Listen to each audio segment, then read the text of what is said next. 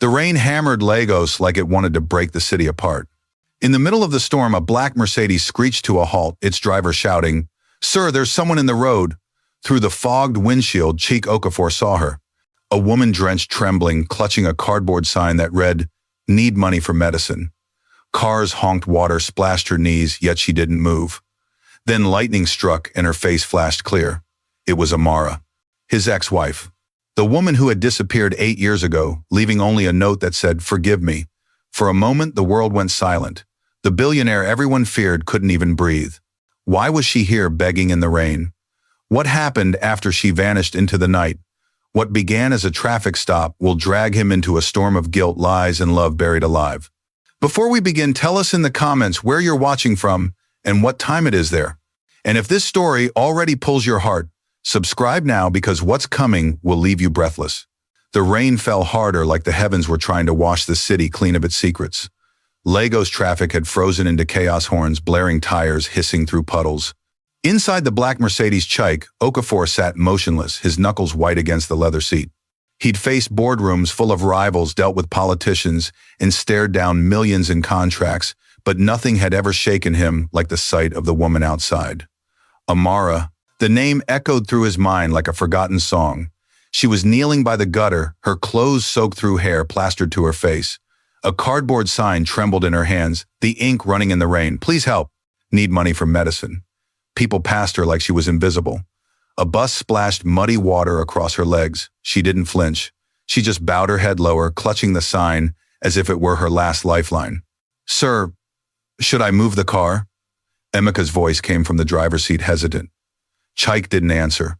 His throat had closed up. Every breath felt like glass. He pushed open the door. "Sir," Emeka shouted, but Chike was already stepping into the storm. The cold water bit into his shoes as he crossed the road. He couldn't hear anything over the rain and the pounding of his own heart. His tailored suit clung to his skin, ruined, but he didn't care. When he reached her, he hesitated. Up close, she looked thinner, smaller, her fingers shaking from the cold. For a moment, he thought, maybe I'm wrong, maybe it's someone else. But then she looked up, and the world stopped. Her eyes, those deep brown eyes, met his. The same eyes that once looked at him across candlelight, the eyes that had said, "I love you," without words. They widened now, full of shock and fear. "Amara," he whispered the name, tasting like regret. She froze. The cardboard slipped from her hands, landing in the puddle with a soft splash. "Chike!" Her voice cracked like dry wood. "Why are you—" "What happened to you?" he interrupted, his voice sharper than he meant. "Where did you go?" She looked away, trembling. "Please, not here." But Chike wasn't listening. Anger and confusion twisted inside him like wire. "8 years, Amara, you disappeared, left me with nothing but questions. I buried you in my heart, and now I find you here begging." Her face crumpled and she stood unsteadily, wrapping her arms around herself. "You shouldn't have come. I shouldn't have," he laughed bitterly. "You vanish in the middle of the night, and I'm not supposed to care." A passing motorcycle roared between them, spraying water. When the sound faded, she whispered, "You don't understand. If you knew the truth, you'd hate me." "Try me," Chike said, stepping closer. For a heartbeat, they just stood there under the rain, two souls split by time, facing the ghost of what once was. Then Amara's legs buckled. Chike caught her before she fell. Her body felt frighteningly light, as if the years had carved her hollow. "Emeka," Chike shouted. The driver ran over with an umbrella, but Chike waved it away. "Get the car ready. Now." "No," Amara murmured weakly. "Please don't. I don't want you to see where I live." "Too late," he said, his jaw tight. "You'll tell me everything." He helped her into the car, ignoring the stares of passers-by. The leather seats were soon wet from the rain dripping off their clothes. Amara sat curled up, eyes distant. "Where have you been all this time?" Chike demanded. She didn't answer at first. The wipers hissed back and forth, slicing the silence. Then she said quietly, "You remember your mother's last visit to our house?" Chike frowned. "What about her?" "She came to me the next day. Said you'd made a mistake marrying me. That I'd ruined your reputation. She said if I truly loved you, I'd leave before she destroyed me." Chike stared at her, unblinking. "She threatened you?" Amara nodded, tears mixing with rainwater on her cheeks. "I thought she was bluffing. Until a week later, someone burned down the tailoring shop I worked at. I got a letter in the mail, no name, just a warning. I packed my things that night and left Lagos." Chike leaned back, shock spreading through him. His chest felt heavy, like a weight pressing down. "And you never thought to tell me—" "How?" she asked, her voice rising. You worshipped her, Chike. You never saw how cruel she was to me. I tried to be the wife she wanted, silent, perfect, but she hated me for being born poor. For not speaking like her friends, for not belonging to her world. Chike's throat tightened. He remembered the way his mother used to smile politely at Amara, a smile too sharp to be kind. He remembered ignoring his wife's quiet sadness, telling himself it was just adjustment. He had been blind. Emeka cleared his throat softly. Sir, should I take you home? Chike shook his head. No. Amara, where do you live? She hesitated. Makoko, near the water. Chike's jaw clenched. Take us there, he ordered. The car turned off the main road, entering narrow streets lined with wooden shacks. The smell of rain, smoke, and sewage filled the air. Children ran barefoot through puddles, laughing despite the storm. When they stopped, Amara pointed to a low building made of tin and patched wood. There, she said quietly. Chike stepped out first. The rain had slowed to a drizzle. Inside the single room, dim light flickered from a kerosene lamp. The walls were damp, the floor uneven. On a thin mattress lay a boy, small, fragile, breathing shallowly. Tunde, Amara whispered, kneeling beside him. Mama's here. The boy stirred, his eyelids fluttering open. His face was pale, lips dry, but his eyes, those same brown eyes, again met Chike's. Chike froze. Who? His voice broke. Who is he? Amara turned to him, tears streaming freely. Now, he's your son, Chike. He's 8. His name is Tunde. The air left Chike's lungs. He stumbled back, gripping the doorframe. My son, she nodded, sobbing. He's been sick for months. The clinic says it's his blood. They wanted money for tests, but I couldn't. Her voice collapsed into a whisper. Chike knelt beside the mattress, his heart in pieces. The boy's hand was small and burning with fever. Hey, champ, he said softly, forcing a smile. I'm your father. The boy blinked, confusion mixing with curiosity. Mama said you were gone, fighting dragons. Amara covered her face, weeping. Chike swallowed hard. Well, he said hoarsely, I've stopped fighting dragons now. I'm here to fight for you. He looked at Amara. We're taking him to the hospital. Now, Chike. No discussion. He turned to Emeka.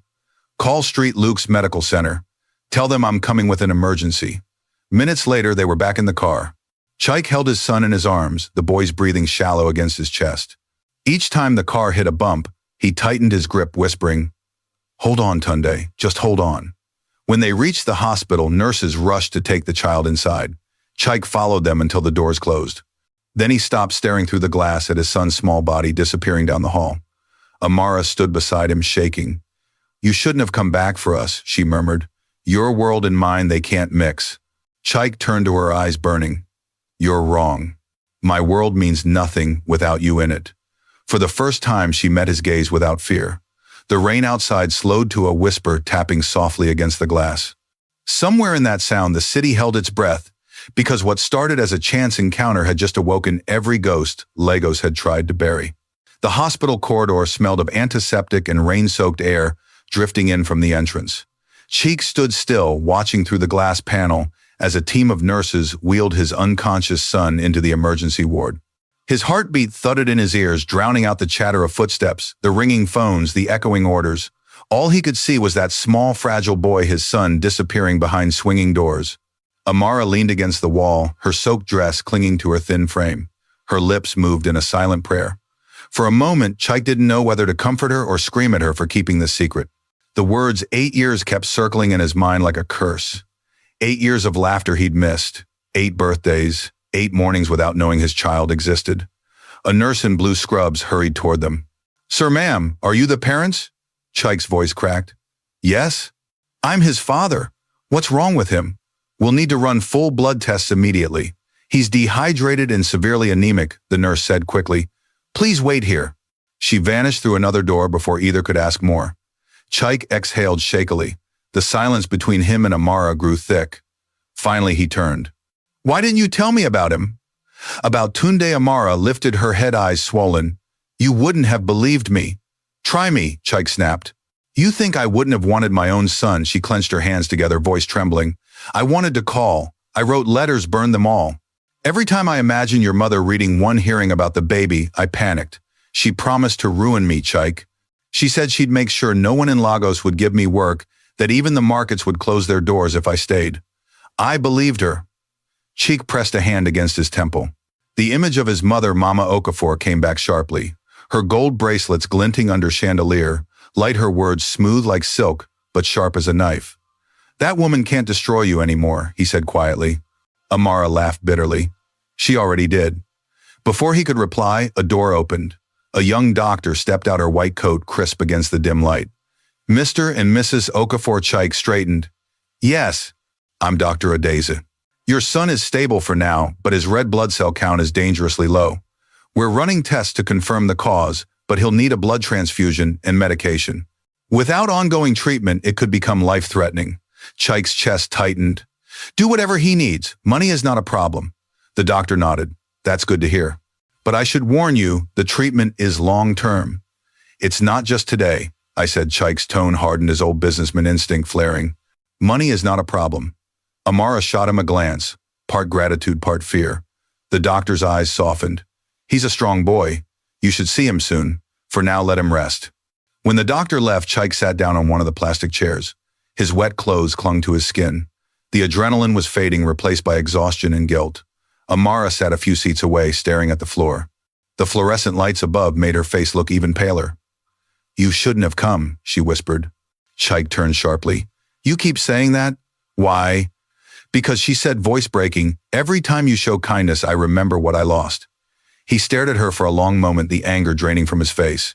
What we both lost, he corrected quietly. They sat in silence again, the hum of the ceiling fan filling the space between them. Finally, Chike stood. When's the last time you ate? Amara blinked. I'm fine.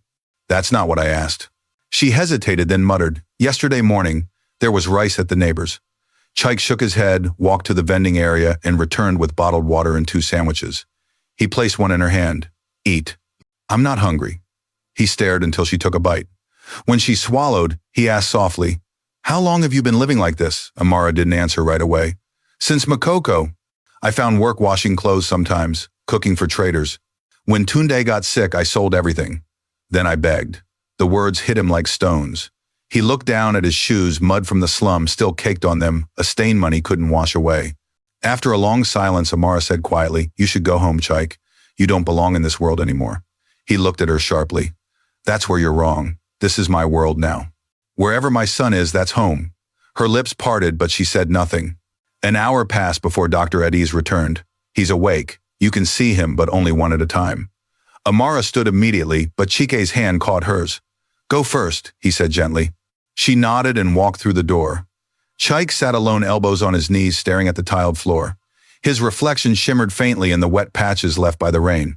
8 years ago, he'd built an empire to prove something to his mother, that he was worthy of her legacy. Now he'd trade every skyscraper for one more day of what he'd lost. When Amara came back, her eyes were red but hopeful. He asked for you. Chike stood, his heart hammering as he walked into the ward. Tunde lay in a small hospital bed, an IV dripping slowly beside him. His lips were still pale, but his eyes, bright and curious, turned toward the tall man entering the room. Hi, Chike said softly, forcing a smile. How are you feeling, champ? Tunde tilted his head. You're the man from the car. Yes, Chike said. But I'm also someone else. I'm your father. The boy blinked, confused. Mama said my father went away. I did, Chike said, his throat tightening. But I didn't know you were waiting for me. Tunde looked at him for a long time. Are you staying? Chike swallowed hard. Yes, I'm not leaving again. The boy's small hand reached out, fingers trembling. Chike took it gently. The warmth of that touch burned into his heart like a brand. Your mama said you fight dragons, Tunde murmured sleepily. Chike smiled faintly. Not anymore. I'm done fighting dragons. Now I fight for you. Tunde gave a small nod and closed his eyes. Within minutes, he was asleep again, his breathing slow and even. Chike stood there for a while, watching his son's chest rise and fall. Memories he didn't have, first steps, first words, first laughs passed before him like ghosts. He felt robbed of a lifetime. But he also felt something new, something terrifyingly fragile, hope. When he walked back out, Amara was waiting. She looked at him questioningly. He's strong, Chike said, just like his mother. Her lips trembled. Don't I mean it, he interrupted gently. You survived what most people couldn't. I'm proud of you, Amara. The words hung between them like fragile glass. She lowered her gaze. Your mother will hate me more than ever when she finds out. She'll have to deal with it, Chike said firmly. Tomorrow morning I'll go to her. Amara's eyes widened. No, Chike, don't. she'll twist everything again. That woman doesn't lose battles. She's never fought this battle before, he said. This time I'm fighting for my family. For the first time, Amara didn't argue. She just looked at him, really looked at him, and saw not the ambitious man she once knew, but something softer, steadier. When dawn crept through the blinds, Lagos began to wake, restless, humming, alive. But inside the small hospital room, it was quiet. Chike sat by his son's bed, hand resting on Tunde's. Across the room, Amara slept in a chair, head bowed, her breathing slow and peaceful for the first time in years. Chike looked at them both and whispered to himself, "Whatever it takes, I'll fix this. No more ghosts. No more running." He didn't know what tomorrow would bring, only that it would begin with truth. By the time dawn stretched its pale fingers over Lagos, the city was already buzzing. Outside street, Luke's medical center car horns tangled with the cries of vendors and the rumble of early traffic. Inside room 204, however, time seemed to stand still. The sound of a heart monitor beeped softly beside a small hospital bed where 8-year-old Tunde lay sleeping, his face peaceful beneath the oxygen mask. Chike sat beside him, still in the same clothes from the night before. His phone buzzed again and again with calls from his assistant, his investors, his mother, but he ignored them all. His world had shrunk to this room, to this fragile child he had just met and could not imagine losing. When Amara stirred from her chair, she blinked in confusion at the sunlight filtering through the blinds. "You didn't sleep," she murmured. "I couldn't," Chike said. "He moves his hands sometimes when he dreams.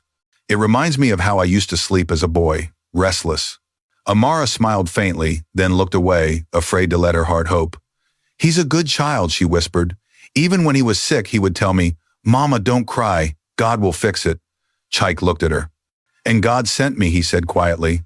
Amara's eyes filled, but she said nothing. A knock on the door interrupted the silence. Dr. Adiez entered, her expression calm but serious. "Good morning, Mr. Okafor, Miss Amara. I have Tunde's test results." Chike rose to his feet immediately. "Tell me." The doctor flipped through her clipboard.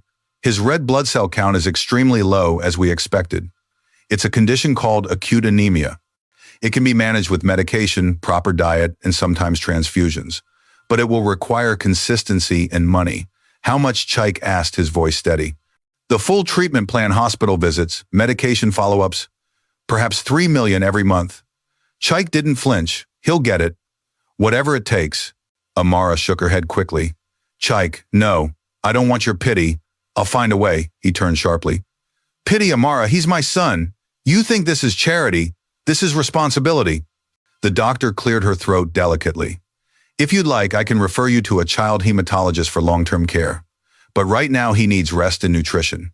He's been malnourished for a long time." Chike's chest ached with guilt.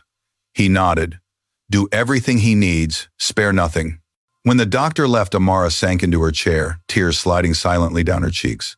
"I should never have let it get this bad. I kept thinking I could fix it alone. I didn't want you to see me like this." Chike crouched in front of her, resting his hands on her trembling fingers. "You did what you had to do to survive. You protected him. You shouldn't be ashamed of that." Her eyes met his uncertain. "You don't hate me, I hate the years we lost," Chike said softly. "But not you." They sat there for a long moment, the unspoken years stretching between them like a fragile bridge. Then Chike's phone rang again. This time the name on the screen froze his blood. "Mama Okafor." He hesitated, then answered, "Good morning, Mother." "Good morning." Her voice was sharp and polished like crystal. "You disappeared from your meeting yesterday, left your client waiting, and ignored my calls. Do you realize the embarrassment, Mother?" Chike's tone was firm, colder than she had ever heard. "I have something to tell you." There was a pause. "What is it I found, Amara?" The silence on the line stretched for several seconds, heavy as thunderclouds.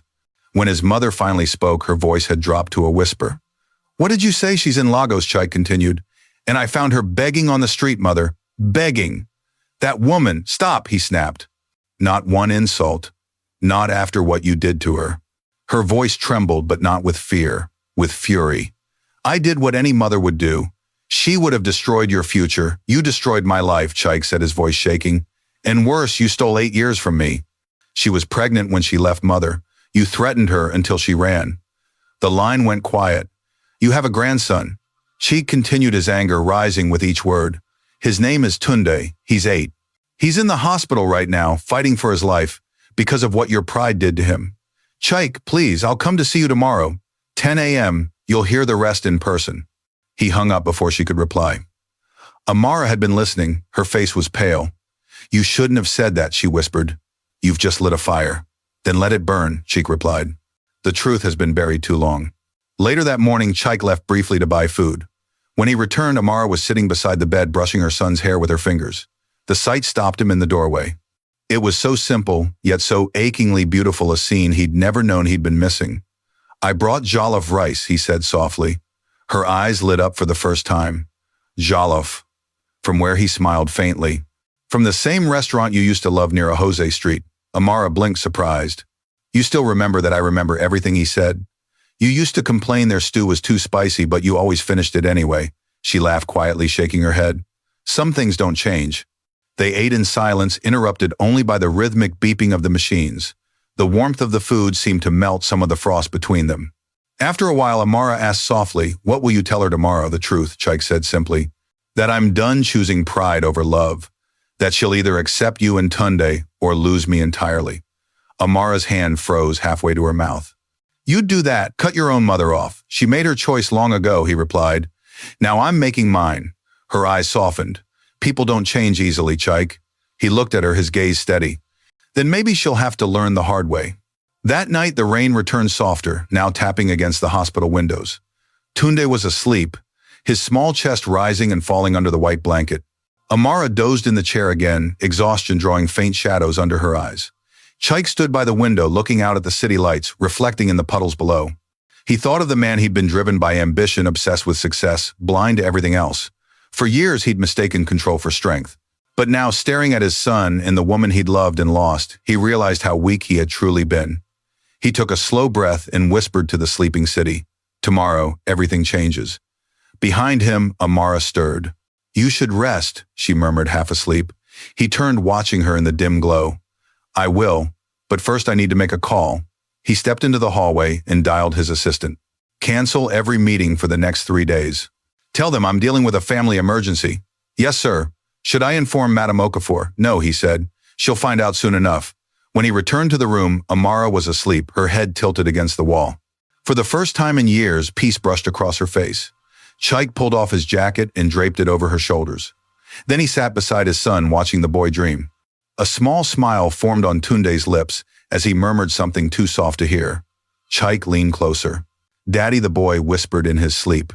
Chike froze. Then slowly a tear slid down his cheek. Yeah, he said under his breath, voice breaking. Daddy's here now, son, and he's not leaving again. The storm outside faded into silence, as if even the rain had stopped to listen. The following morning, the Lagos sky glowed like brass, heavy, humid, and bright. The city was already alive when Chike stepped out of the hospital. His car waited by the curb, and Emeka stood at attention beside it. Good morning, sir, Emeka greeted, opening the door. Back to the office, Chike shook his head. No, to Ikoyi, my mother's house. Emeka hesitated, lowering his voice. Are you sure, sir, Madame Okafor? She's not an easy woman. A muscle in Chike's jaw tightened. That's why it's time she heard the truth. The car glided through the city streets, past the glittering towers that bore his company's name, past the billboards showing his face at charity events. Yet the man reflected in the window looked different now. His tie was gone, his expression worn but clear. Somewhere between last night and this morning, Chike had shed the armor of wealth and discovered what pain really cost. As the Mercedes turned into the quiet, guarded lane of Ikoyi, the atmosphere changed. The air smelled of hibiscus and money. Tall white fences hid mansions like fortresses, and the sound of the city vanished behind manicured trees. When they reached the familiar wrought iron gate, Emeka slowed. You can wait here, Chike said. This won't take long. The gate swung open, as if expecting him. Mama Okafor's butler, old Mr. Roberts, bowed slightly. Good morning, Mr. Chike. Madam is expecting you. Chike nodded curtly and stepped inside. The house looked exactly as he remembered it. Polished marble floors, crystal chandeliers, the scent of imported flowers. Everything was perfect, lifeless, cold. He passed portraits of long-dead ancestors who stared down at him in silent judgment, and for the first time he pitied them. They'd built walls so high, even love couldn't climb in. In the sitting room, Mama Okafor was waiting. She sat upright on her ivory armchair like a queen at trial, pearls shining at her throat. You're late, she said, without looking up from her teacup. I didn't come for tea, Mother. She glanced up, her gaze sharp and assessing. Then what did you come for? To scold me again about that woman? Chike exhaled slowly. Her name is Amara. And yes, I came to talk about her and about my son.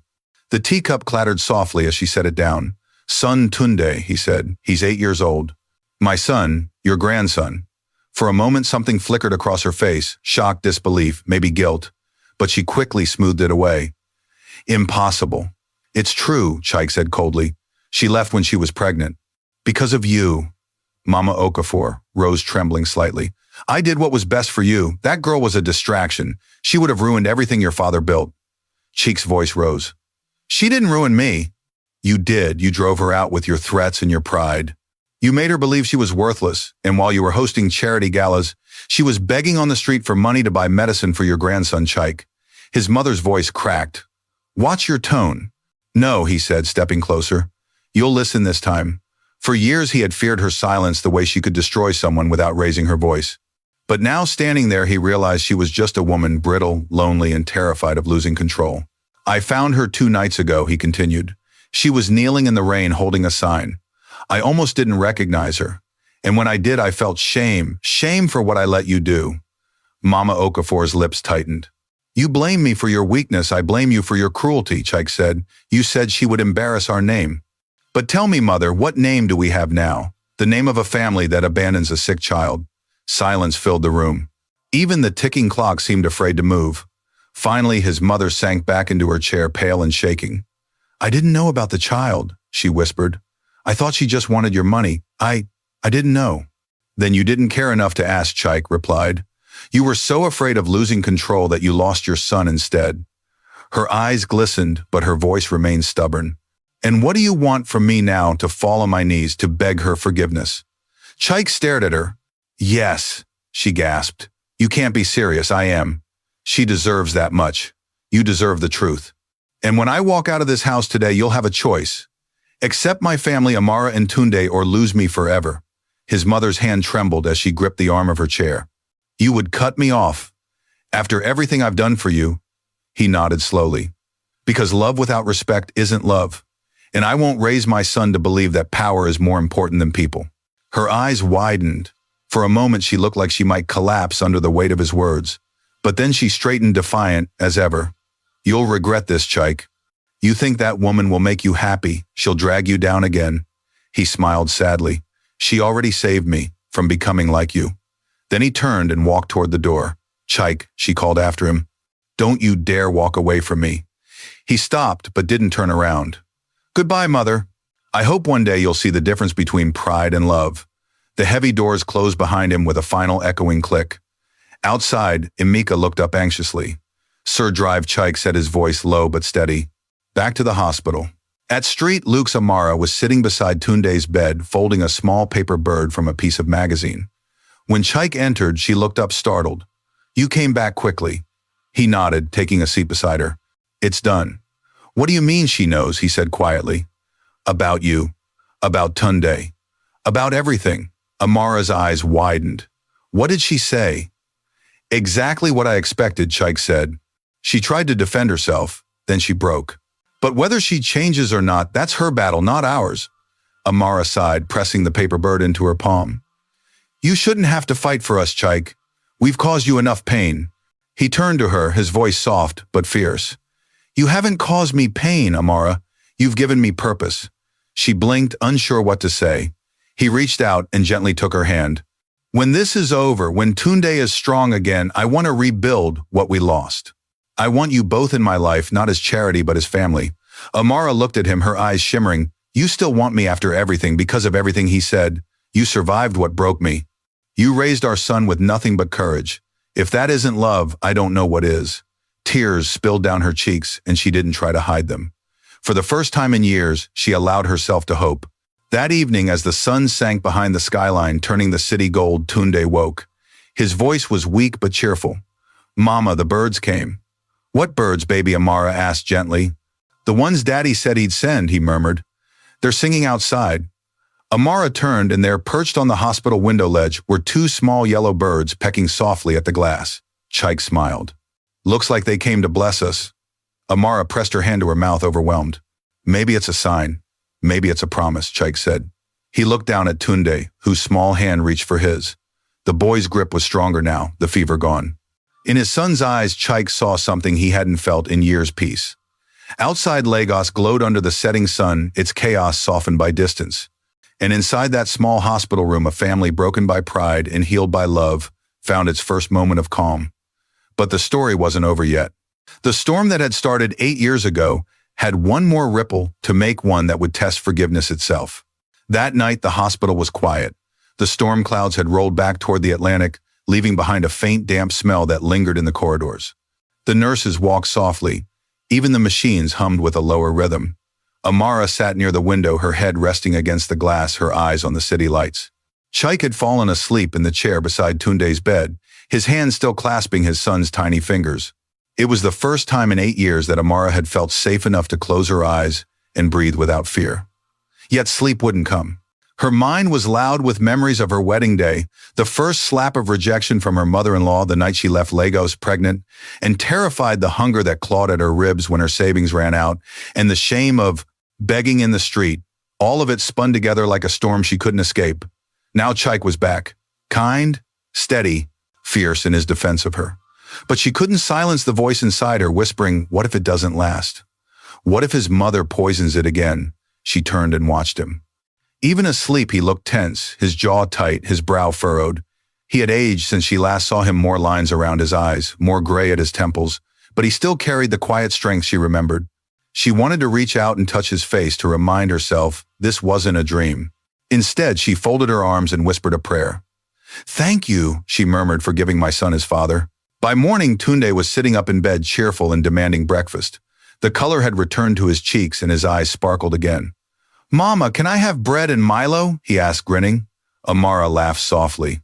"You think you're in a hotel, eh?" Chike looked up from his phone. "He can have anything he wants," he said. "He's earned it." The boy giggled. "Then I want pancakes. I'll see what the cafeteria can do," Chike said, already standing. Chike, Amara called softly as he turned toward the door. "You don't have to spoil him." He smiled, his voice gentle but firm. "I missed 8 years. I have a lot to make up for." When he left the room, Amara looked at her son, who was tracing circles on the blanket with his finger. Mama, Tunde said suddenly. "Are we rich now?" Amara blinked. "Why would you ask that?" "Because Daddy came in a big car," Tunde said seriously, "and he wears shiny shoes. Only rich people wear shiny shoes." She smiled sadly. "Your father is rich, yes.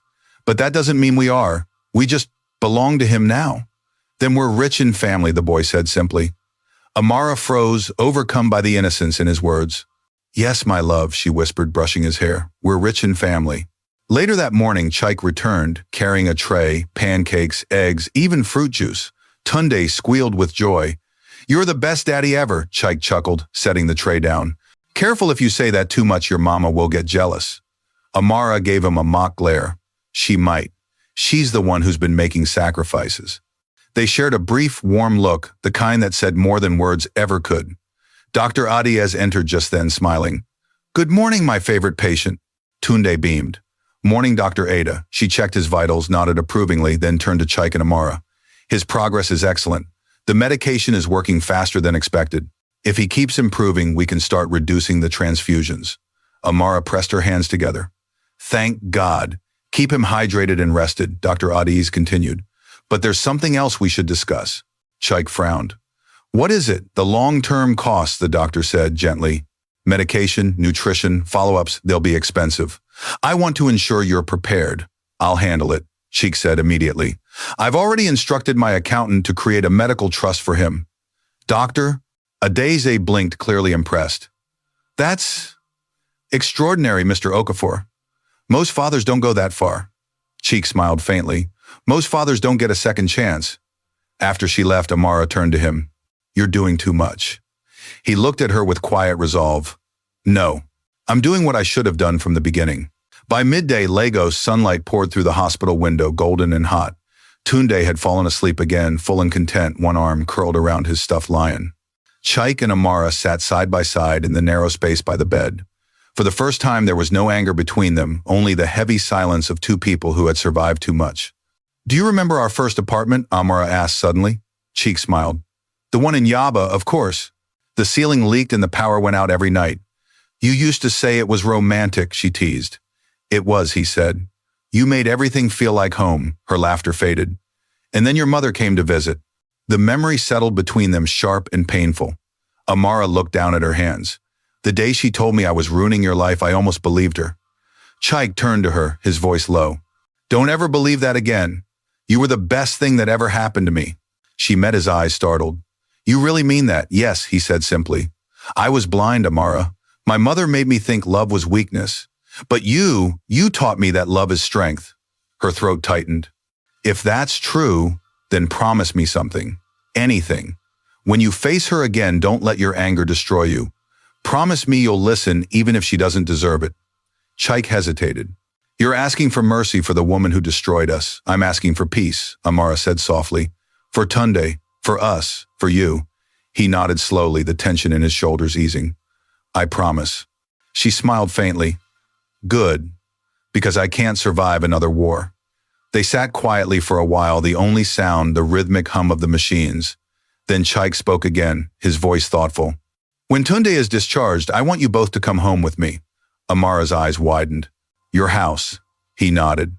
It's too big for one man. It needs laughter. It needs life. I can't, she whispered. I'd feel like a guest, like an intruder. You'd be neither, he said. You'd be where you belong. Tears brimmed in her eyes. I don't know how to live in your world anymore, Chike. I'm not that woman you married. Good, he said softly. That woman was afraid. The woman sitting here is brave. She laughed weakly, brushing her tears. You've changed. So have you, he said. Maybe that's what grace looks like, surviving the fire and still choosing love. That evening, just as the sun dipped below the skyline, a nurse entered with an envelope. Mr. Okafor, this was delivered for you. Chike took it, frowning. It was embossed with gold trim, his mother's stationery. He opened it slowly. Inside was a single card written in her elegant cursive. Come home tonight, my son. We must talk. Alone. Amara saw his expression. She reached out. He nodded. It seems she wants peace. Or revenge, Amara murmured. Chike slipped the letter into his pocket. Either way, I'm going. Amara caught his arm. Be careful, Chike. Pride doesn't die easily. He smiled faintly. Neither does truth. He looked once more at his sleeping son, the child he'd just begun to know the reason. His heart finally felt alive and whispered, I'll be back before he wakes. As he walked out into the cooling night, the city lights blinked like 1,000 watching eyes. Somewhere ahead, a reckoning waited. Somewhere ahead, an old heart would have to choose between power and love. But Chike Okafor was no longer afraid of storms. He had already walked through one, and this time he would not walk alone. The night air in Ikoyi was thick with silence when Chike's car rolled to a stop in front of the Okafor mansion. The same house where he'd once brought Amara home as a bride, where laughter had once echoed in the halls before it was replaced by whispers, judgment, and pride. The security guards opened the gate immediately, their faces neutral but curious. Everyone in the household must have known by now that something had shifted. Chike stepped out, the gravel crunching under his shoes. For a moment he stood there looking up at the mansion's grand white facade glowing under the garden lights. It looked like peace from the outside, but he knew better. Every corner of it carried ghosts. His father's portrait in the hallway, his mother's constant disapproval, the echo of a slammed door 8 years ago. He took a deep breath and walked toward the front door. Inside, the scent of lilies hit him first, his mother's favorite flower. It was almost suffocating. The butler bowed slightly. Madam is waiting in the dining room, sir. Thank you, Roberts. Chike said, his voice even. When he entered the dining room, Mama Okafor was already seated at the far end of the long mahogany table, her posture straight, her silver gray hair tied back neatly. She was dressed not for battle but for ceremony, a soft gold lace wrapper, pearls at her ears, calm in appearance but guarded in spirit. Sit, my son, she said, gesturing to the seat across from her. Chike remained standing. I'd rather we talk plainly, mother. No theatrics. She exhaled slowly. Then let us talk. The silence between them stretched. Only the faint ticking of the antique clock filled the air. Finally she spoke. I received your message, and I have thought about it all day. I know you're angry. I know you believe I wronged you, and perhaps I did. But what I did for love. Chike laughed bitterly. Love? You call that love? Yes, she said firmly. You were all I had left after your father died. I watched you fall for that girl, poor, naive, unrefined, and I saw your world shrinking. You started missing meetings, turning down opportunities. I thought she was destroying your future. She was my future. Chike said, voice low. You just couldn't see it because she didn't fit into your world. Mama Okafor's fingers trembled as she adjusted her ring. And now, look what you've become. Successful, respected, feared. Would you have achieved all that if she had stayed? Chike took a step closer. If she had stayed, I might have been happy. His mother's face softened slightly, but pride pulled her shoulders back again. Happiness is fleeting, my son. Legacy is forever, Legacy, Chike echoed. What legacy survives when it's built on cruelty? Do you know what she's been through these past years? Do you know that she sold her wedding ring to feed your grandson? That she begged strangers in the rain to buy medicine for him? Her breath caught. She has a child. Yes, Chike said quietly. A boy. Tunde, 8 years old. He's in the hospital right now recovering from anemia. The teacup in her hand rattled slightly. And you're sure he's mine, Chike said sharply. There's no question. Mama Okafor leaned back, her face pale. Then, I have a grandson. The room went still. Her eyes glistened, but her lips stayed pressed together, as if refusing to betray weakness. Mother, Chike said softly, I didn't come here to punish you. I came because I want my family whole again. But that can't happen unless you face what you did. She turned away, staring at the window. You think it's easy for me. I've lived long enough to see what poverty does to people, to watch them beg and lose their dignity. I thought I was protecting you from that life. Chike shook his head slowly. And in the process, you gave that life to the woman I loved. You turned her into the very thing you despised. Tears welled up in her eyes, but she brushed them away angrily. Don't speak to me as if I'm heartless. I did what I thought was right. He sighed deeply. Then come and see if you were right. Come to the hospital. Look her in the eyes. Look at your grandson and tell me if your pride was worth his pain. Her gaze flickered toward him, uncertain, torn between the walls she'd built and the truth crashing against them. Please, Mother, he said quietly. This isn't a battle anymore. It's a chance to heal. The silence that followed was long and heavy. Then finally she whispered, I need time. Chike nodded. Time is what nearly destroyed us. Don't let it finish the job. He turned to leave. But just as he reached the door, her voice broke the silence. Tell me, she said softly. What is he like? Chike paused, his heart twisting. He's like the sun after the storm. You'll understand when you meet him. Then he walked out, leaving the house quieter than it had ever been. At street, Luke's Amara was pacing near the window when Chike returned. The moment she saw him, she rushed forward. You're safe, she breathed, relief flooding her face. I kept praying she wouldn't hurt you again. He smiled faintly. I'm fine. And she listened. Amara froze. Listened? You mean? She didn't fight me, he said. Not completely. I think something in her broke tonight. Amara sank into a chair, shaking her head. I'll believe it when I see it. You will, he promised. I asked her to come here tomorrow, to meet you and Tunde. Amara's heart skipped. Chike, no. What if she insults me again? What if she... She won't, he said, placing a gentle hand on her shoulder. If she does, I'll walk away with you. But I have to give her a chance to do the right thing. Tears gathered in her eyes. You really believe she can change? I have to, he said simply. Otherwise, all of this suffering means nothing. The next day dawned gray and still. Amara woke early, restless. She helped the nurse bathe Tunde, combed his hair, and dressed him in the cleanest shirt he had. We're having a visitor, she told him. Who, he asked, eyes bright. Your grandmother, Chike said from the doorway. If she comes, Amara swallowed, nerves twisting inside her. And if she doesn't, then we move on, Chike replied gently. By noon, the sky opened with a light drizzle, as if the heavens were waiting too. The door creaked open, and the scent of lilies filled the room. Mama Okafor stood there, wrapped in a plain wrapper, her face bare of makeup, her hands trembling. She looked smaller, older, and utterly human. Amara froze, unsure whether to stand or stay seated. Chike rose quickly, crossing the room. You came, he said softly. Mama Okafor's eyes moved past him to the small boy on the bed. Tunde looked up at her, curious. Are you the grandma Mama talks about? Her lips parted. Yes, she whispered, her voice breaking. Yes, I am, he smiled faintly. Mama said you were strong, but you look sad. Tears spilled down her cheeks. She took a hesitant step forward, her voice trembling. I've been sad for a long time, child. Amara's breath caught as she saw the older woman sink to her knees beside the bed. I came to ask your forgiveness, she said softly, looking first at the boy, then at Amara. For the years I stole, for the pain I caused, for thinking pride could replace love. Amara stared at her, speechless. Chike placed a hand on his mother's shoulder, but she shook her head, eyes still on Amara. I don't deserve your mercy, she whispered. But I beg for it anyway. For a long, heavy moment, no one moved. Then Amara stepped forward. Her voice was low, unsteady. Forgiveness isn't something you deserve. It's something you need. And for Tunde's sake, she took a deep breath. You have it. Mama Okafor covered her face, sobbing softly. Tunde reached out a small hand and touched her head.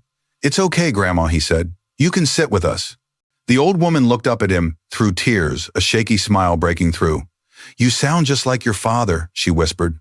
Chike's throat tightened as he watched them. For the first time in years, the mansion in his heart, the one built on pain, began to crumble. Outside, the drizzle stopped. Light broke through the clouds and spilled into the room, warm and golden. It washed over the 3 generations standing together, the proud, the broken, and the innocent, binding them with something stronger than blood. Love reborn from ashes. The following morning, sunlight poured through the half-open blinds of the hospital room, scattering gold over the floor. For once the air felt different, light almost sacred. Amara sat quietly beside the bed, her fingers absently tracing circles on the edge of Tunde's blanket. The boy was awake, humming to himself, as he played with a paper bird his grandmother had folded the night before. Mama Okafor sat across from him, still dressed in the same simple wrapper she had worn yesterday, her once perfect hair tied in a scarf. Her pearls were gone, so was her perfume. In their place was something Amara had never thought she would see: gentleness. Did you sleep well, Grandma? Tunde asked cheerfully. Mama Okafor smiled faintly. I did, my child. Better than I have in many years. Good. Tunde grinned. You snore a little. Amara almost choked on her laughter, covering her mouth.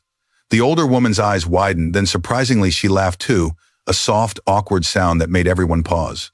Chike stood by the window, arms folded, watching the moment unfold. The sight of his mother laughing with his son, even for a brief second, made something loosen inside him that had been clenched for years. When the laughter faded, Mama Okafor's eyes drifted toward Amara. I want to thank you, she said quietly. You could have turned him against me. You could have filled his head with hate.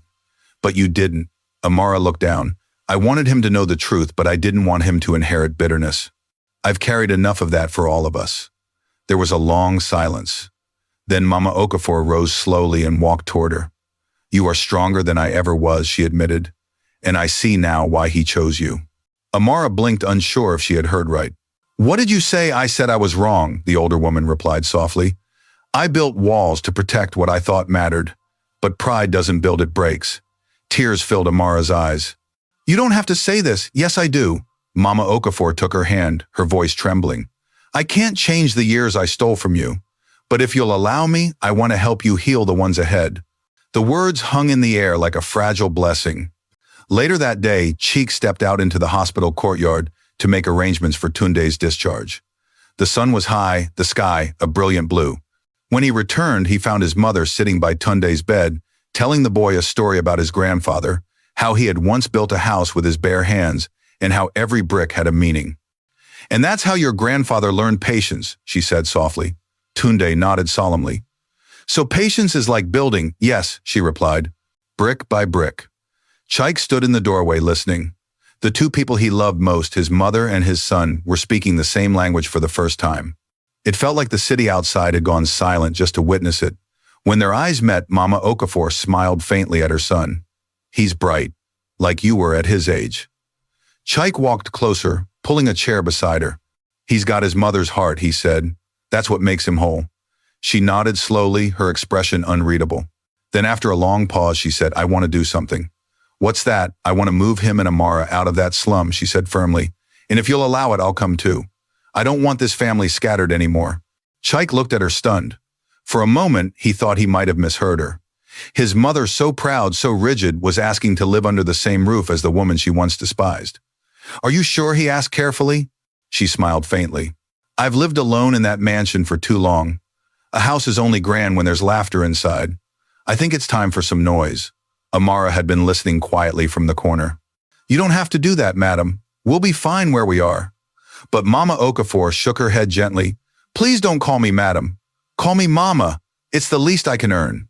Amara's lips parted, but no sound came out. The room was filled with something tender, something almost impossible to name. Chike reached for his mother's hand. Thank you, he said simply. She turned to him, her eyes glistening. Don't thank me yet, my son. I still have to make peace with God for what I did. He smiled faintly. Forgiveness doesn't erase the past, mother. It just stops the past from poisoning the future. 3 days later, Tunde was discharged. The hospital staff came to say goodbye, the nurses who'd laughed at his jokes, the doctor who'd fought to save him. As they stepped out into the bright Lagos afternoon, Tunde squealed at the sight of Chike's car gleaming in the sunday. Mama, look, it's so shiny, Chike chuckled, scooping the boy into his arms. That's because it's not just a car anymore, champ. It's your chariot. Amara smiled as she watched them. It still felt unreal being with him again, hearing his laughter. Part of her feared she might wake up back in that leaky shack by the water. But when Mama Okafor stepped beside her, slipping a hand gently around her arm, the fear eased. Let's go home, the older woman said softly. Home. The word tasted different now. The Okafor mansion looked almost new when they arrived. The staff had cleaned and polished every corner, as if preparing for a royal return. But the grand chandelier and marble floors no longer felt intimidating. They felt welcoming. As soon as Tunde entered the vast living room, he gasped. Mama, it's like a castle, Chike laughed. Then you must be the little prince. Tunde's eyes widened. Then who's the king you are, Chike said, lowering his voice playfully. Because a true king rules with kindness. Mama Okafor smiled faintly from behind them. Then I suppose that makes me the retired queen. The room filled with laughter, real unforced cleansing. Amara took a slow look around. She remembered standing in this same space years ago wearing a cheap lace dress, trembling under the weight of her mother-in-law's disapproval. Now she stood here again, not as a stranger, not as a mistake, but as a woman who had survived everything pride could throw at her. Chike caught her gaze. You're quiet, he said gently. She smiled, just remembering. He stepped closer, lowering his voice. Then remember this too, this time you're staying. Her throat tightened. Are you sure you want me here, Chike? Really here, he nodded. More than anything. From the stairs, Tunde shouted, Mama, Grandma says I can have a whole room to myself. Amara laughed through her tears. Of course you can, baby, Chike, slipped an arm around her shoulders. You see, he whispered, we're already rebuilding. That evening, as the sun dipped behind the palm trees, the family gathered around the dining table. The same table where battles had once been fought now held bowls of steaming agusi soup, roasted plantains, and laughter. Tunde chattered about the birds he'd seen from the car window. Mama Okafor listened, smiling, her eyes soft with the joy she thought she'd lost. Amara and Chike exchanged quiet glances, their fingers brushing under the table like teenagers rediscovering love. At one point, Mama Okafor lifted her glass of palm wine. To second chances, she said, and to the people who remind us that forgiveness is stronger than blood. Chike raised his glass. To love that endures storms. Amara smiled, tears glimmering in her eyes. To family found lost and found again. They clinked glasses, the sound bright and hopeful. Outside, the city hummed, unaware that somewhere in Ikoyi a family once shattered had just begun again. The lights in the mansion glowed softly against the night, not with wealth but with warmth, the kind that could only come from forgiveness. And in the quiet of that evening, as laughter rose from the table, the Okafors finally became what they had never truly been before. A family. The following week came like a breath of fresh harmattan wind, bright, calm, and strangely peaceful. For the first time in years, the Okafor mansion no longer felt like a museum of wealth. It felt lived in. Curtains fluttered with laughter, the air smelled of jollof rice and fresh flowers, and the walls, once silent, now echoed with the voice of a boy who had learned joy again. Tunde's laughter became the rhythm of the house. Every morning, his footsteps echoed down the hallway, his questions pouring like a waterfall. Daddy, what's a stock market, Grandma? How do you make a car a fluffy, Mama? Can we plant mango trees in the garden? The mansion built by pride was now ruled by curiosity, and everyone gladly surrendered to it. Amara spent her days adjusting to a new life she'd never imagined she'd live again. A life with enough food, rest, and safety. Yet each time she looked in the mirror, the woman staring back seemed unfamiliar, softer, stronger, wiser. She sometimes touched the pearls Mama Okafor had given her that first night home, a quiet symbol of apology, and wondered if forgiveness could really rebuild a life. One morning she found Mama Okafor sitting on the veranda shelling groundnuts. The old woman looked different now. The sternness that once defined her face had melted into something gentler, though her spine was still straight and proud. Good morning, Mama, Amara said, taking a seat beside her. Morning, my dear, the older woman replied, her tone warm. How's Tunde still asleep? Amara smiled. He stayed up late reading that space book his father gave him. Mama Okafor chuckled softly. That boy, he has a mind like Chike did at his age, always dreaming too big for his shoes. Amara hesitated, then asked carefully, Mama, may I ask something? Of course, child. When you look at him, does he remind you of what you lost? The older woman paused, her hands stilling. No, she said finally. He reminds me of what I nearly lost forever. Pride blinds us, Amara. It tells us love can wait. But love doesn't wait, it leaves. Amara looked down, her heart aching with both pain and gratitude. You're not the woman I remember, Mama. Mama Okafor smiled faintly. Neither are you. Maybe suffering burns away what doesn't matter. Maybe it's God's way of making room for peace. They sat in silence for a while, the sound of birds filling the morning air. For the first time, Amara felt something close to love for the woman she had once feared. Inside, Chike was in his study, staring at a document on his desk. It was a business proposal worth millions, yet his attention drifted. His mind wasn't in the numbers anymore. The man who once lived for profit now found it hard to care about contracts when his son's laughter was echoing in the hall. His assistant Tunde knocked and entered. Sir, the investors are waiting on your decision. Chike nodded absently. Tell them they'll have it tomorrow. Tunde raised a brow. Tomorrow, sir, you never delay business. Chike smiled slightly. I do now. I have something more important to handle. More important than a 50 million naira merger. Yes, Chike said. Family. Tunde blinked, unsure how to respond. Understood, sir. When the door closed, Chike leaned back in his chair, exhaling. For years, he had chased success to prove his mother wrong, to show the world that he could build an empire out of ambition. But sitting here surrounded by quiet warmth, he realized, success without peace is poverty. He stood and walked out, following the sound of faint laughter to the garden. There, under the old almond tree, Tunde sat between Amara and Mama Okafor, arranging seashells in little patterns. Daddy, he shouted, we're making planets. Chike smiled and knelt beside him. Planets, yes, this one is Earth. The boy held up a shell. This one is Jupiter. And this small one is Grandma's heart. It used to be cold, but now it's warm. Everyone froze, and then laughter burst out so pure that it made Mama Okafor's eyes fill with tears. She reached out, touching her grandson's cheek. You see too much, little one. That's what astronauts do, he said proudly. Chike pulled Amara close with one arm, his voice quiet but full of awe. He's got your spirit. Amara smiled, leaning against him. And your stubbornness. As days turned into weeks, the Okafors began to find rhythm in their new life. Each evening they ate dinner together, prayed together, and sometimes just sat listening to the city hum beyond their gates. Mama Okafor insisted that Amara sit at the head of the table one night, a gesture that made the young woman's hands tremble. Why, Amara asked softly. Because Mama Okafor said, smiling, you're the heart of this family now. Tunde clapped his hands. Mama's the queen. Then who am I? Chike asked, teasing. The driver, Tunde, said instantly. They laughed until their sides ached. It was laughter that healed the walls faster than time ever could. But peace, like glass, is fragile. One afternoon, a black car pulled up in front of the mansion. Chike, who was in the garden, turned to see a man step out, a man he hadn't seen in years. His uncle, Chief Emeka Okafor, the family's oldest shareholder and his mother's most trusted advisor. Ah, my nephew, Chief Emeka said, his voice deep and commanding. Word around Lagos says you've lost your mind. You've taken back the woman who ruined your name. Chike's jaw tightened. Mind your words, uncle. Emeka sneered. Your mother raised you to be a leader, not a sentimental fool.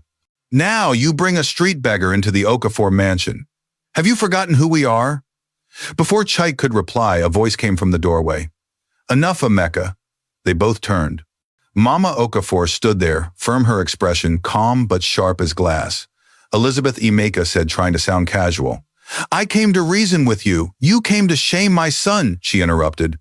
But that power died with the pride we buried weeks ago. Emeka blinked, thrown off balance. You approve of this woman, yes, she said simply. Because she's the only one who ever taught my son what love truly means. Chike felt something swell in his chest, pride, disbelief, gratitude. Emeka stared at her like she'd grown horns. You're forgetting your place, Elizabeth. No, she said, her voice steady. I'm remembering it. And this is my family now.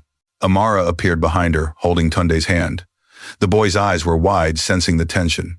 Uncle Chike said quietly, stepping forward. If you cannot respect my wife and my son, you are not welcome here. Your wife, Emeka, hissed. You've married her again, not yet, Chike said, smiling faintly. But soon. Emeka glared at them one last time before storming off, muttering about disgrace and ruined legacies. The black car peeled away from the gate, leaving behind only the sound of rustling leaves. When he was gone, Mama Okafor turned to Chike and Amara, her voice soft. "He'll try to stir the board against you, but I'll handle it." Chike shook his head. "You don't have to." "Yes, I do," she interrupted. "For years I used my power to destroy. It's time I use it to protect." Amara reached for her hand, squeezing it gently. "Thank you, Mama." The older woman smiled. "Don't thank me yet. There will always be people who can't stand to see love win."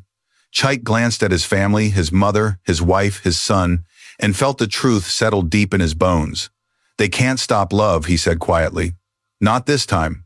That night, the family gathered in the garden again. The air was cool, the stars bright. Tunde lay on a blanket, counting constellations. "Mama," he said suddenly, pointing upward, "do you think Grandpa can see us from heaven?"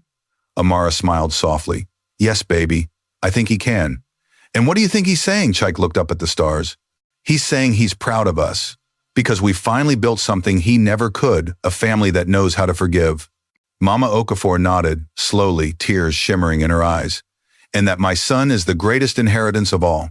They sat together beneath the quiet sky, the past no longer a wound but a scar that told a story of loss, redemption, and grace that no amount of wealth could ever buy. The night breeze rustled through the trees, carrying with it the faint sound of laughter, the sound of a home reborn. The next morning, Lagos woke to the scent of wet earth and the sound of promise. A fine mist clung to the streets as sunlight slipped through the clouds. Inside the Okafor mansion, breakfast chatter filled the air, eggs sizzling, toast popping, and laughter spilling from the dining room like music. Tunde sat at the table, legs swinging beneath his chair. He was reading from a children's Bible, mouthing the words carefully. "Love is patient, love is kind," he recited. "It keeps no record of wrongs." Amara looked up from the teapot, smiling. "You've been reading that page every morning, eh?" The boy grinned. "It's Grandma's favorite part." Mama Okafor, sitting at the head of the table, nodded slowly. "Because it's the hardest to live," she said, her voice soft but clear. "Forgiveness doesn't come from pride, it comes from pain." Chike entered just then, dressed neatly in a navy suit, but without his usual rush. "Good morning, everyone." "Daddy." Tunde jumped up and ran to him, hugging his leg. "Guess what? Grandma said I can plant my own tree in the garden," Chike chuckled, resting a hand on the boy's head. "A tree? What kind?" Mango, Tunde said proudly. "So when I grow big, I can eat fruit from my own tree." Chike smiled at him, then glanced toward his mother. "You approve of him turning your fancy lawn into a farm, Mama?" She laughed lightly, a sound that still startled the staff sometimes. "For once, yes. A mango tree brings sweetness. This house could use more of that." Amara watched them all, her heart swelling. She had imagined peace before, but never like this. Not laughter, not shared meals, not mornings that felt like beginnings. Yet beneath the warmth, a quiet unease lingered. The memory of Chief Emeka's words had not faded, and she knew men like him didn't let things go easily. Later that day, Chike drove to the company's headquarters in Victoria Island. His mother had been right. Emeka had already begun stirring trouble. Rumors spread that Chike was distracted, that his new family drama made him unfit to lead. When Chike entered the boardroom, the air was thick with tension. 12 directors sat around the long table murmuring. Emeka stood at the far end, his gold wristwatch catching the light like a blade. "Ah, there he is," Emeka said smoothly. "Our prodigal CEO. Tell us, nephew, did your street wife approve this morning's agenda?" A few of the men chuckled nervously. Chike placed his briefcase on the table, calm. "Let's get to business." "No, let's get to family," Emeka snapped. "You've brought scandal into the Okafor name. Newspapers are whispering that you took in a beggar woman. Is that true?" The room went silent. Chike met his uncle's gaze. "If kindness is scandal, then yes, it's true." Emeka slammed his hand on the table. "You think compassion runs a company? Our investors are worried. You're turning sentiment into policy." "Investors don't build legacies," Chike said quietly. "People do. And if they're worried about integrity, they should remember that this company bears our family name, and I will not let it stand for cruelty." Several of the younger board members exchanged glances. One, a woman named Ifeoma, leaned forward. "Chief, with all due respect, Mr. Okafor has increased revenue by 30% since last quarter. Whatever he's doing, it's working." The older men murmured in disagreement, but Chike smiled faintly. "Thank you, Ifeoma." Emeka's face darkened. "You're soft, Chike. Love will make you weak." Chike turned to face him fully, his voice steady but sharp. then maybe the world needs more weakness, because strength without heart builds nothing that lasts. For a long charged moment, the two men stared at each other. Then Chike gathered his papers, ending the meeting with quiet authority. If any of you believe leadership means cruelty, my office is open for your resignation letters. He walked out, leaving Emeka fuming. By the time Chike returned home that evening, exhaustion hung over him like humidity. But as he entered the gates, he heard laughter, real, uncontrollable laughter from the garden. He followed the sound and found Amara, Mama Okafor, and Tunde crouched in the soil. Their hands were dirty, their faces glowing with delight. In front of them stood a small sapling, its roots freshly covered. Tunde saw him first. "Daddy, I planted my mango tree," looked Chike, knelt beside him. "You did this all by yourself, with Mama and Grandma," the boy said proudly. "We named it Hope." Chike looked at the tiny tree, its tender leaves glistening with dew. "Hope," he repeated softly. "That's a good name." Mama Okafor stood and dusted her wrapper. "Your son has vision," she said. "He says when the tree is big, it'll feed birds and people who are hungry." Chike smiled at her. "He gets that from his mother." Amara blushed slightly, pretending to scold him. "You should change out of that suit before you ruin it. We're covered in mud." He grinned. "Then I'll join you properly." And before she could protest, he knelt and pressed his hands into the soil beside theirs. Amara laughed. Chike Okafor, billionaire businessman planting trees with dirty hands, he looked at her, eyes warm. "For once I'm building something that matters." Mama Okafor watched them quietly, her heart full. In her old age, she had thought she would die surrounded by silence. Instead, she was watching her son find joy in the simplest things. It humbled her more than any sermon could. That night, after Tunde had fallen asleep, Amara stood on the balcony overlooking the garden. The moonlight washed over everything, the tree, the flowers, the distant shimmer of the lagoon. Chike joined her, slipping an arm around her waist. "You look thoughtful," he murmured. She leaned into him. "I'm just wondering how long peace like this lasts." "As long as we protect it," he said. "Peace doesn't mean no storms. It means we've learned how to stand in the rain." She smiled softly, turning to face him. "You sound like a preacher now." He laughed. "Then consider this my sermon." They stood there for a moment, wrapped in the quiet of night. And then Chike reached into his pocket and pulled out a small velvet box. Amara gasped. "Chike!" He opened it. Inside was a ring, simple, elegant gold with a small diamond. Not the expensive kind he'd bought her years ago, but something humbler. "I bought this the day Tunde came home from the hospital," he said. "I wanted to wait until you were ready." Her eyes filled with tears. "I don't need a ring, Chike." He smiled gently. "I know, but I need to give it." He took her hand. 8 years ago, I lost you because pride stood between us. I don't ever want pride to stand between us again. Amara and Chike Okafor, will you marry me again? Not for wealth, not for status, but for peace. She couldn't speak at first, her throat was too tight. Then she nodded, tears slipping down her cheeks. Yes, 1,000 times yes. Below them, as if heaven itself were listening, the night wind stirred the leaves of the young mango tree. Inside, Mama Okafor peeked through the window and saw them, her son and the woman she once cast away, holding each other beneath the moon. She pressed her hands together and whispered a prayer of gratitude. For the first time in her life, Elizabeth Okafor felt rich in something money could never buy. The next morning, the mansion was alive with excitement. Mama Okafor insisted on calling the pastor herself. No fancy ceremony, she said, just family food and joy. By evening, they stood in the garden where the little mango tree swayed gently. The pastor smiled. Love is not a return to what was, he said. It is a beginning again with wiser hearts.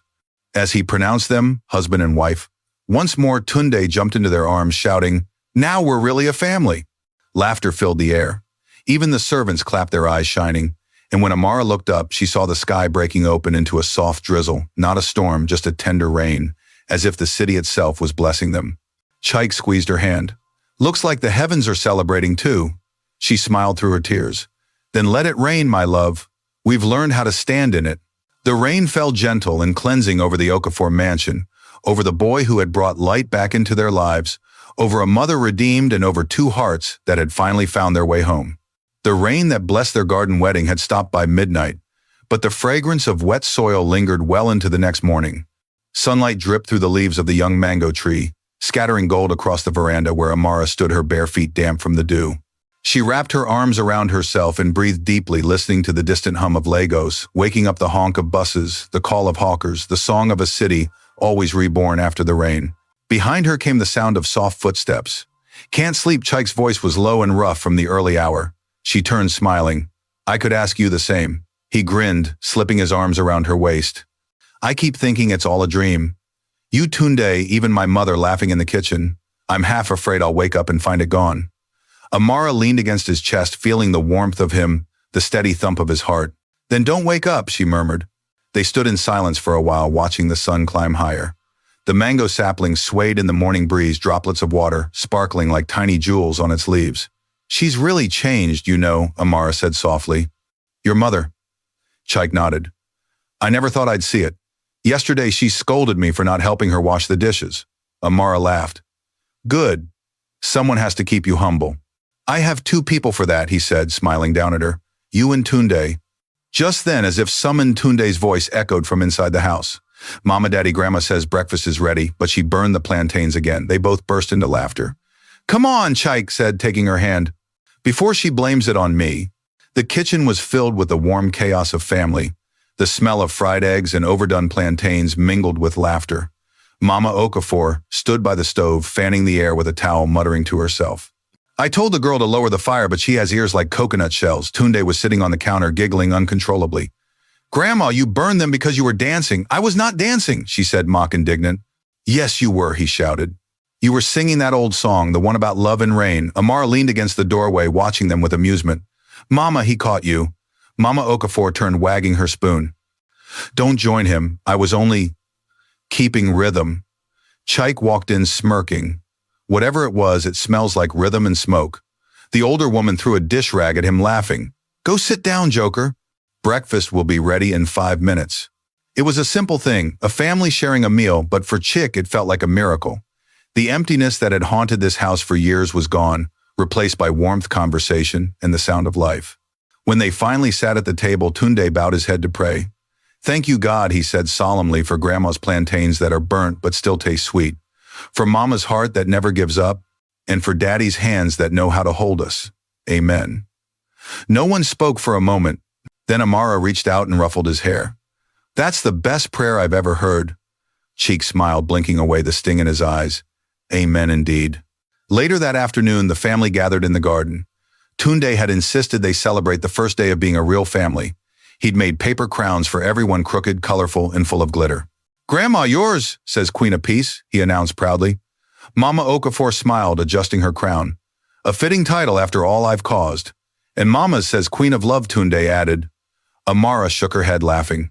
"You've been reading too many fairy tales." He handed Chike the last one. "Daddy says King of Mango Trees," Chike burst out laughing. "I'll take that."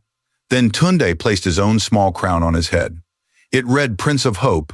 When Amara saw it, she felt her throat tighten. That single word, hope, had carried her through the years when she had nothing else. It had been her prayer in the dark, her whisper to God when she thought no one was listening.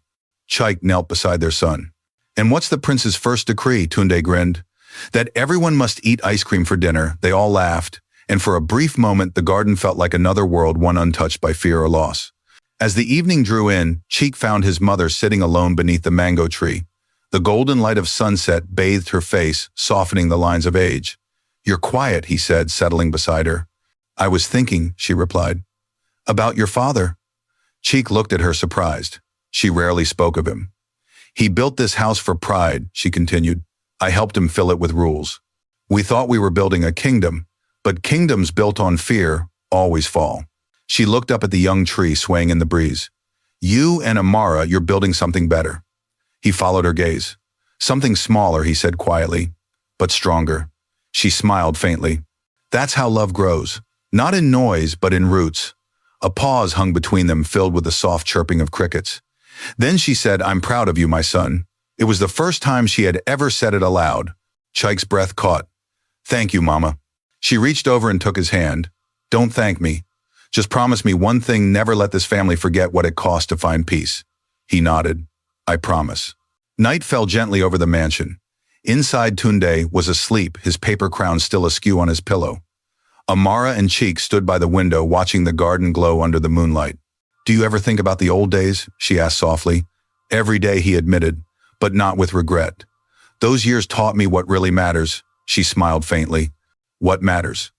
He turned to her, brushing a strand of hair from her face. That love isn't about perfection.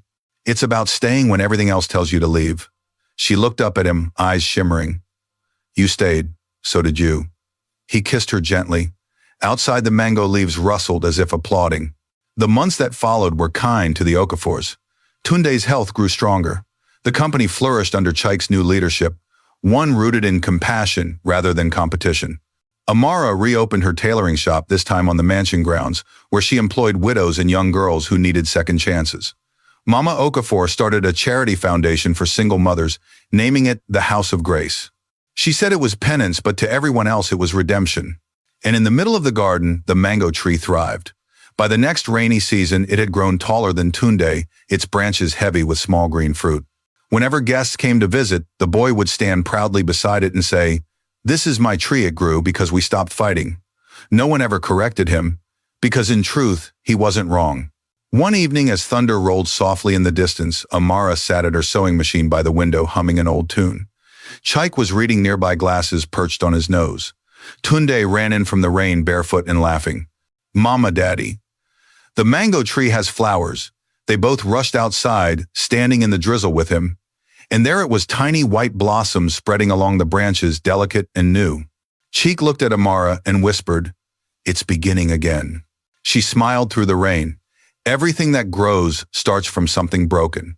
He took her hand. Then may we keep growing no matter what comes. They stood there, the three of them beneath the flowering tree.